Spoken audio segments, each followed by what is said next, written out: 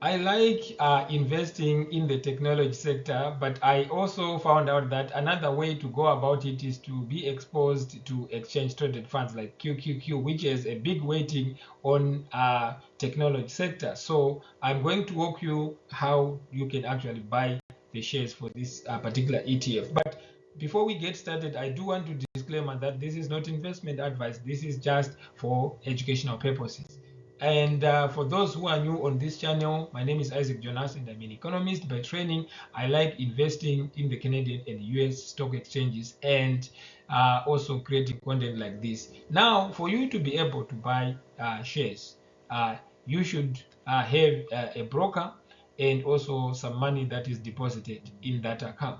So in terms of the money that is deposited, in my case, I'm Canadian. So what happens is that I deposit the money usually in Canadian dollars, and my broker then, if I want to buy securities like QQQ that are dominated in US dollars, they then convert that money to US dollars to be able to buy those shares. So I don't worry about it, but there's need to be worried about the exchange rate risk in terms of um, knowing that sometimes the exchange rate might not be in their favor. So sometimes people they can then specifically deposit US dollars if they want to buy shares that are listed or that trade in US dollars. So in my case, I then have that broker, in my case Quest Trade, and I go and I search for the ticker name QQQ, and then I click buy. If I want to sell, I will click on this blue line.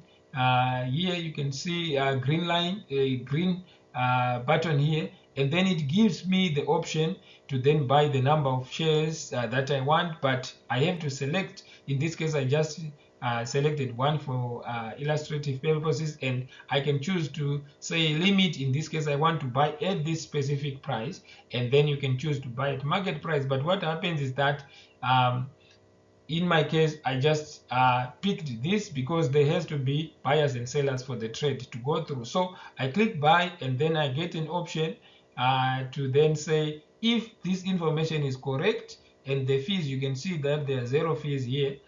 In this case, they are negligible, and I can then press send. What that means is if I press send, then if there is a corresponding seller, then my trade would go through. So that's how it goes through. But investing comes with inherent risk, so it's very important to understand what you are investing your money in. So in this case, I like to know the composition of this ETF. So you can see that it is mostly heavily weighted on the technology sector. 57% of it is actually in tech sector, Microsoft, Apple, and what it means is that that would be constituted in one share that you buy, right? 57% of it will be in that particular regard technology sector, and then followed by the consumer discretionary, and then the healthcare. So what it means, if some sectors are not doing well and some sectors are doing well, then it might be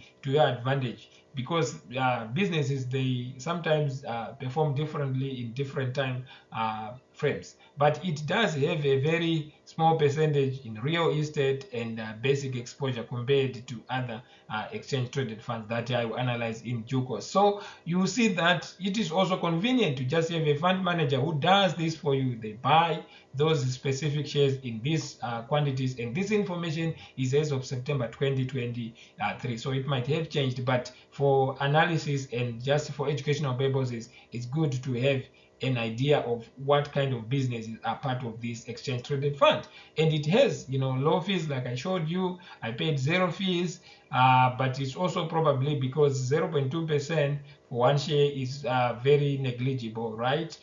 Because I'm buying in US dollar terms. So if I was buying one individual share, I was going to pay about $4.95. So if you have 101 shares that you want to buy, like in this case, 101 businesses that you want to buy, so it means you are going to pay $4.95 per each. But in this case, you just pay actually 0.2%, and then it covers all this. So over the long term, it has a lower cost and it's convenient and it's also tax efficient if you're investing for the long term. In other words, you don't buy and sell or trade. So you see that it's also highly liquid, so which is good because sometimes you want to get out. Let's say something happens in the market, and also investing comes with the inherent risk.